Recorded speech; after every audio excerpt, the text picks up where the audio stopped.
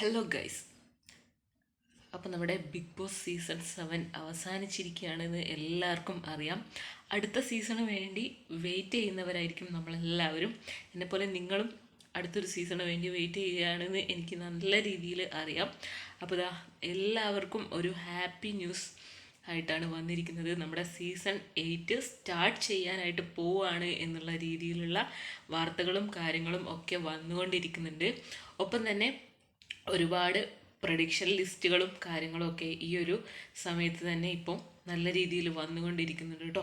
അതുകൊണ്ട് തന്നെ നമുക്ക് ഇതിൽ നിന്നുമൊക്കെ മനസ്സിലാക്കാനായിട്ട് പറ്റുന്നത് എത്രയും പെട്ടെന്ന് തന്നെ നമ്മുടെ സീസൺ 8 സ്റ്റാർട്ട് ചെയ്യും എന്നുള്ളൊരു കാര്യമാണ്. അപ്പം നമ്മുടെ സീസൺ 7 അവസാനിച്ചിട്ട് കുറച്ച് സമയങ്ങളെ ആകുന്നുള്ളൂ. അപ്പോൾ ഈ ഒരു സമയത്ത് തന്നെ സീസൺ 7ൻ്റെ കോലാഹലങ്ങളും കാര്യങ്ങളും ഒന്നും തന്നെ ഇപ്പോഴും കെട്ടടങ്ങിയിട്ടില്ല. അപ്പോൾ അതിനെ മറികടന്നുകൊണ്ടാണ് സീസൺ 8ൻ്റെ വരാൻ പോകുന്ന കാര്യങ്ങളൊക്കെ ഇങ്ങനെ വന്നുകൊണ്ടിരിക്കുന്നത്. ഇത് ഏറ്റവും വലിയൊരു തിരിച്ചടി ആവുന്നത് ആർക്കാണെന്ന് പറഞ്ഞു കഴിഞ്ഞാൽ സീസൺ 7ലെ മത്സരാർത്ഥികൾക്ക് തന്നെയാണ്. അവരുടെ ആ ഒരു ഹൈപ്പൊക്കെ ഒന്ന് എന്താ പറയുക, ഹൈപ്പായി വരുന്ന സമയമാണ്. അപ്പം ആ ടൈമിലാണ് അവർക്കൊരു അടി എന്ന രീതിയിൽ സീസൺ 8 വരാനായിട്ട് പോകുന്നത്. അപ്പം മറ്റ് സീസണുകളെ അപേക്ഷിച്ച് ഈ സീസണിലുള്ള മത്സരാർത്ഥികൾക്ക് മാത്രമാണ് ഈ ഒരു രീതിയിൽ എന്താ പറയുക പ്രശ്നങ്ങളും കാര്യങ്ങളും ഒക്കെ ഇങ്ങനെ നിലനിന്ന് പോകുന്നത് കേട്ടോ.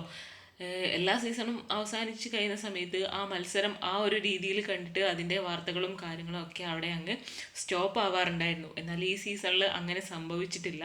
തുടരെ തുടരെ ഓരോ കാര്യങ്ങളായിട്ട് ഇങ്ങനെ വന്നുകൊണ്ടിരിക്കുകയാണ്.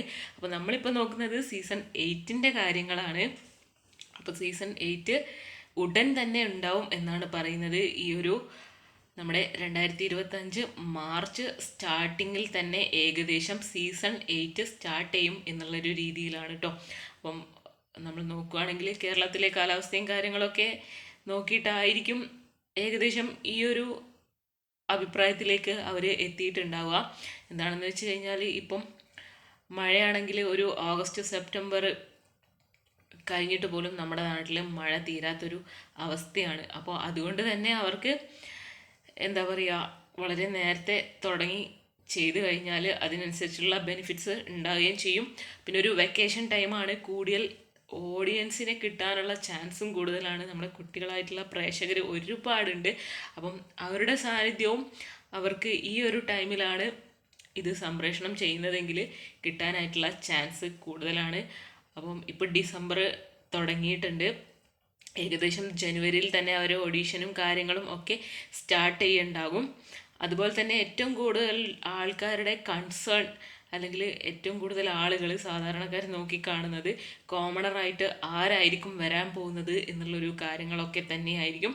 അപ്പോൾ നമുക്കും വെയിറ്റ് ചെയ്യാം സീസൺ 8ൻ്റെ കൂടുതൽ അപ്ഡേഷനും കാര്യങ്ങളും വരുന്നതിനായിട്ട്.